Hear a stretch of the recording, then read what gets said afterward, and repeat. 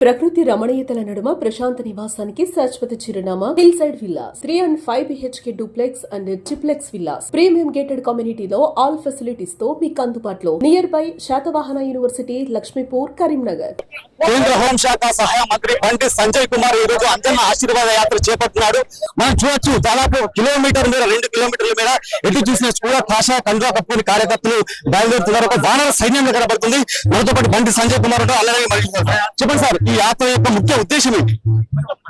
మన సుమన్ టీవీ మాకు సపోర్ట్ చేసింది, మీరంతా చూసారు. సుమన్ టీవీ సిబ్బంది యాజమాన్యం అంతా మాకు సపోర్ట్ చేసింది. ముందు వాళ్ళకి కృతజ్ఞతలు, ధన్యవాదాలు, అభినందనలు కూడా.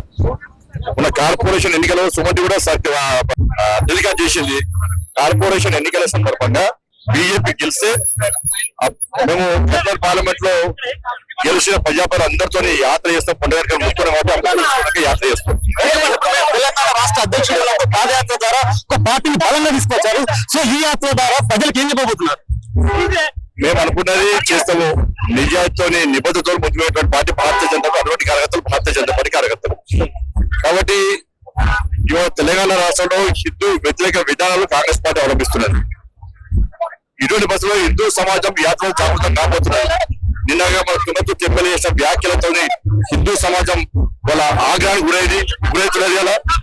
వాళ్ళ ఆవేశాన్ని తట్టుకోలేక ఈ ఆవేశంతో కాంగ్రెస్ హిందూ యువకులు తగిలిపోతున్నారు. కాబట్టి ఈ యాత్ర ద్వారా ఎలక్షన్ అప్పుడు మాత్రమే ఇటు మతం, కులం, అదే విధంగా మతం అనే ఉద్దేశాలు వచ్చి ఓట్లను సంపాదించుకుంటున్నారని ఇటు బీఆర్ఎస్ కాంగ్రెస్ వాళ్ళు ఆరోపిస్తున్నారు. మీరు ఏం సమాధానం చెప్తారు? ఎన్నికలే లేవు కదా, ఎన్నికలు లేవు. వాళ్ళు ఏం మురిగినా ఆ ఊరు మేము పట్టించుకోము. మేము అనుకున్న చేస్తాము.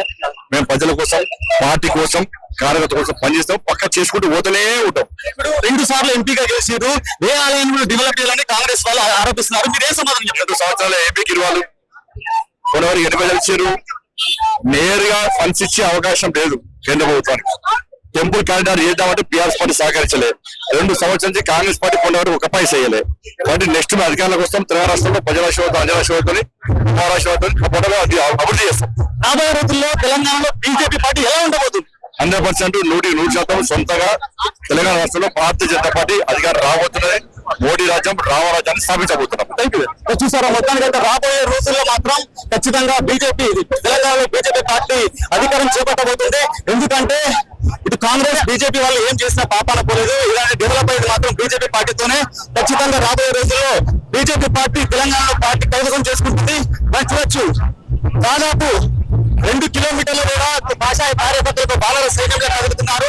తండోపతండాలుగా పాదయాత్ర చేపడుతున్నారు.